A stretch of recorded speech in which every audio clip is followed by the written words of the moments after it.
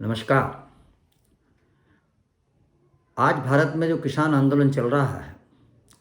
उसको देखते हुए मुझे एक किस्सा याद आता है। फ्रांस में राजा की सत्ता के खिलाफ एक क्रांति हुई। तो राजा ने बड़ा उन्मुक्त प्रकृति से जब शासन किया, लोगों पर अत्याचार किए, तो उन्होंने एक जेल में बहुत सारे क्रांतिकारियों को बंद कर रखा था। उन क्रांतिकारियों को जब उन्होंने बंद कर रखा था तो कोई 30 साल से 40 साल से जो क्रांतिकारी उसके अंदर बंद थे उनको अंधेरी कोठरियों में रखा जाता था। उनके हाथों में पैरों में बेड़ियां डाल दी जाती थी और वो उसी के अनुसार अंधेरी कोठरियों में रहते थे और वहीं उन बेड़ियों और हथकड़ियों को सहन करके और उसी के साथ सोते थे। उनकी जीवन शैली वही बन गई थी। लेकिन जब क्रांति हुई तो क्रांतिकारियों को याद आया कि उस जेल में जो क्रांतिकारी बंदी हैं उनको छुड़ाया जाए। तो वो गए और उन्होंने जाकर के उन सभी क्रांतिकारियों को जो जेल के अंदर बंद थे उनकी हथकड़ियों और बेड़ियों को काट दिया और उनको छोड़ दिया और उनसे कहा कि अब आप उन्मुक्त हैं, मुक्त हैं, इस मुक्त आकाश में आप जाकर के विचरण कर सकते हैं और अपने हिसाब से जीवन जी सकते हैं। वो लोग पहले तो ठिठके बाहर नहीं आए, लेकिन धीरे धीरे फिर सभी लोग बाहर आए और बाहर आने के बाद अचानक जो पहरे पर जो उस जेल के अंदर लोग थे उन्होंने देखा कि शाम होते होते वो सारे बंदी लौट करके वापस जेल के अंदर आने लगे। उन बंदियों को जो पहरेदार थे, जब उन्होंने बंदियों के बारे में देखा कि ये वापस लौट करके आ रहे हैं तो उन्होंने उस समय कुछ नहीं कहा और वो बंदी अपनी बिस्तरों पर बैठ गए जहां वो सोते थे। तो जो बेड़ियां और हथकड़ियां काट दी गई थीं उन बेड़ियों और हथकड़ियों को उन्होंने पुनः अपने हाथों में और पैरों में डाल करके और वो लेट गए, सोने लगे। तो जो पहरेदार थे उन पहरेदारों ने उस बंदियों से पूछा, भाई आपको मुक्त कर दिया गया था, आपको हथकड़ियां और बेड़ियां आपकी काट दी गई थी, फिर आप ये बाहर से फिर लौट करके वापस क्यों आए? तो उन बंदियों ने जो जवाब दिया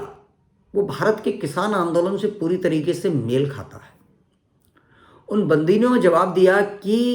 हम बरसों से इस अंधेरी कोठरी के अंदर हैं, हमने प्रकाश नहीं देखा है और जब आज हम अचानक निकले तो जो सूर्य की जो रोशनी थी, जो प्रकाश था, वो हमारी आंखों के सहन करने की स्थिति में नहीं था और हम उसको सहन नहीं कर सके और हम वापस आ गए। उन्होंने कहा ठीक है, आप प्रकाश को सहन नहीं कर सकते हैं, ये ठीक है, समझ में आया,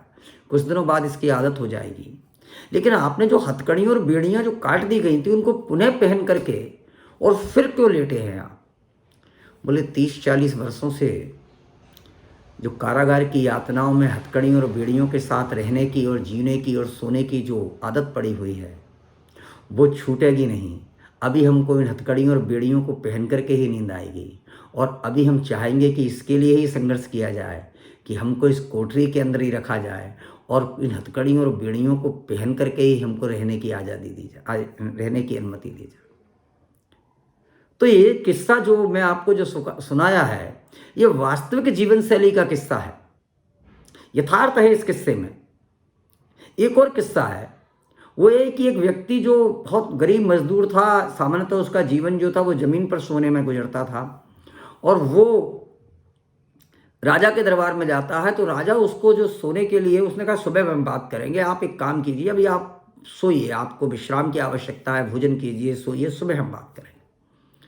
तो वो सोने के लिए वो उसको महल के, अब चूंकि राज दरबार में जहाँ भी सोने की व्यवस्था होगी तो अच्छी और आलीशान व्यवस्था भी होगी, जैसे भी होगी, कम से कम उसके जो जमीन पर सोने वाली जो व्यवस्था रही होगी उससे बेहतर रही होगी।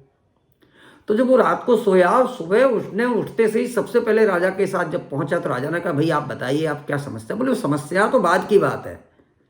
पहले ये बताइए कि आपने जो गद्दा दिया था उस गद्दे में जो बिनौला था, उस बिनौले के कारण से मुझे रात भर नींद नहीं आई, आपको ऐसा गद्दा बदल देना चाहिए। तो जो व्यक्ति जीवन भर जमीन पर सोया, मिट्टी के डेलों पर सोया, खुरदरी खाट पर सोया,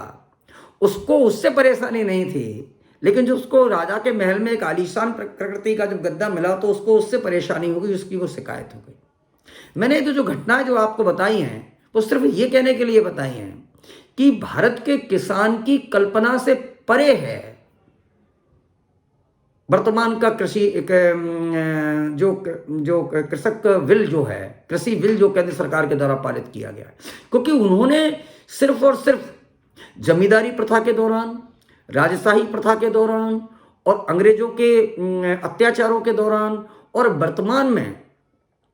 जो पिछले 70 सालों में राज्य विरोधी, किसान विरोधी जो सरकारें रही हैं, उन सरकारों के द्वारा जो बिचौलियों को और संरक्षण दिया गया है और शोषणकर्ताओं को संरक्षण दिया गया है, उसके दौरान एक व्यवस्था में वो जो किसान जिया है,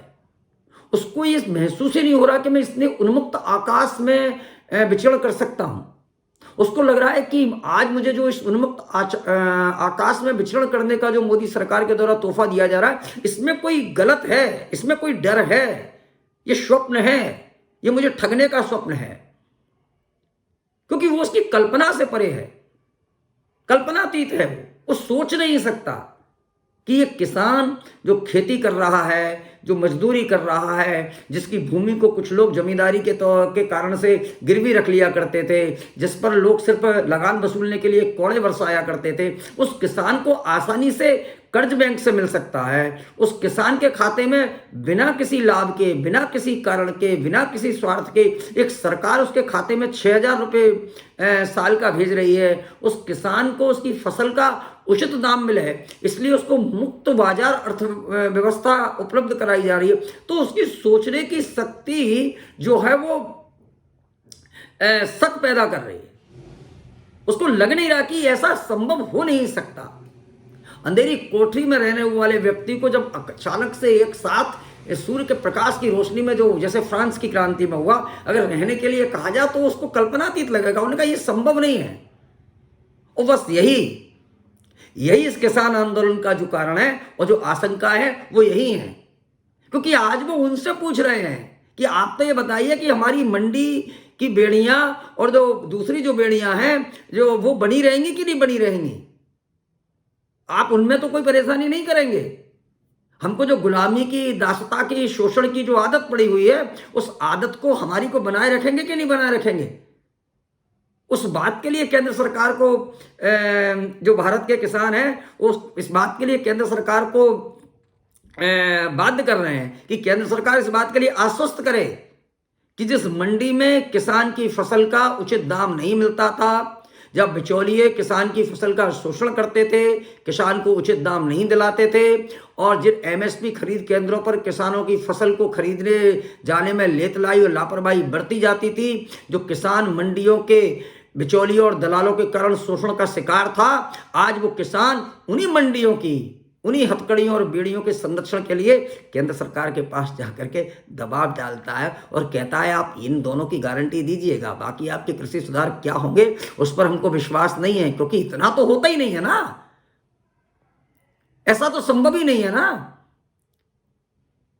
बस यही समस्या इस किसान आंदोलन की है, और कुछ लोगों ने अपने व्यक्तिगत एजेंडे के लिए इन भोले भाले गरीब किसानों को दिग्भ्रमित किया है, उन्हें भड़काने का काम किया है और उनको लेकर के अपनी स्वार्थ की राजनीति को पूरा करने का प्रयास कर रहे हैं। मेरा भारत के सभी किसानों से और किसान आंदोलन में दिल्ली में बैठे किसानों से विनम्र अनुरोध है कि आप मोदी सरकार पर भरोसा कीजिए। वो एक गरीब का बेटा है, बहुत निचले स्तर की गरीबी उसने देखी है, वो हर गरीब की समस्या को समझता है। भारत के प्रधानमंत्री के मन में हर गरीब के प्रति एक प्रेम है और उस गरीब की समस्या उनके मन के अंदर धड़कती है और उसके निराकरण के लिए वो दिन रात 18 घंटे काम करते हैं। वो जो भी काम करते हैं वो आश्चर्यजनक काम होता है। इसलिए आंख बंद करके मोदी सरकार पर भरोसा करिए, मोदी जी पर भरोसा करिए, उनके द्वारा बनाए गए कृषि कानूनों पर भरोसा करिए। निश्चित तौर पर मैं विश्वास दिलाना चाहता हूं कि भारत के किसानों के जीवन में इस कृषि कानून के माध्यम से आमूल चूल परिवर्तन आएगा। धन्यवाद। जय हिंद, जय भारत।